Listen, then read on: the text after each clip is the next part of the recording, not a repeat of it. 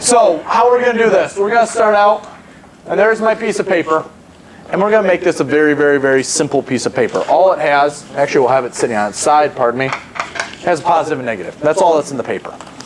Obviously, it's a simplification. And somewhere far away,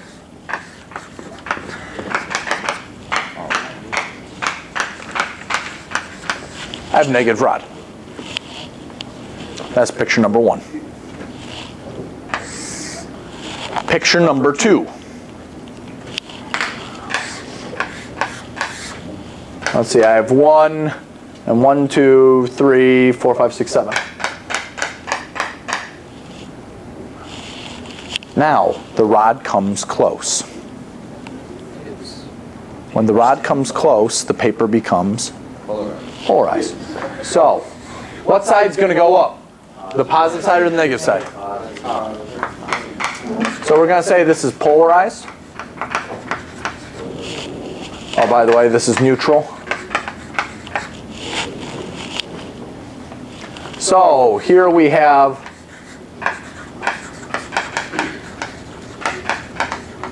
attraction.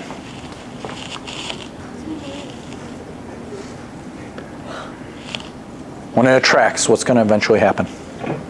It's going to jump up.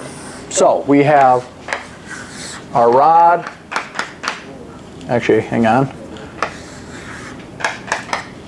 When it touches the rod was negative, the paper was neutral. What's going to happen? It's going to give up electrons. How many are we going to give up? We have 6 excess, Jeremy, so how many do you want to give up? Well, okay, let's maybe not do 5. How about like 2 or 3, and that'll make it your decision. So what are we going to do?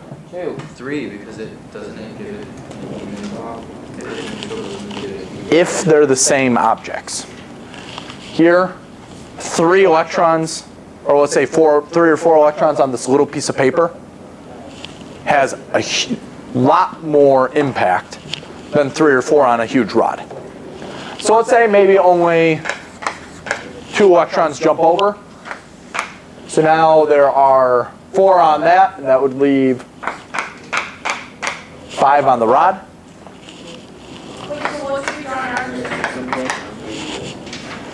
Whatever you need to draw in order to understand what's going on.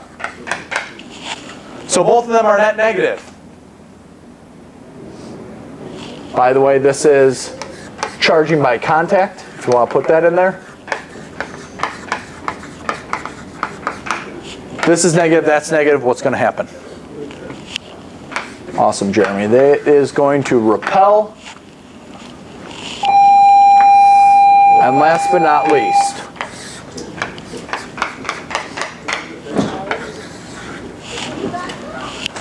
it touches the ground. So we're going to say electrons go to the ground. So the rod's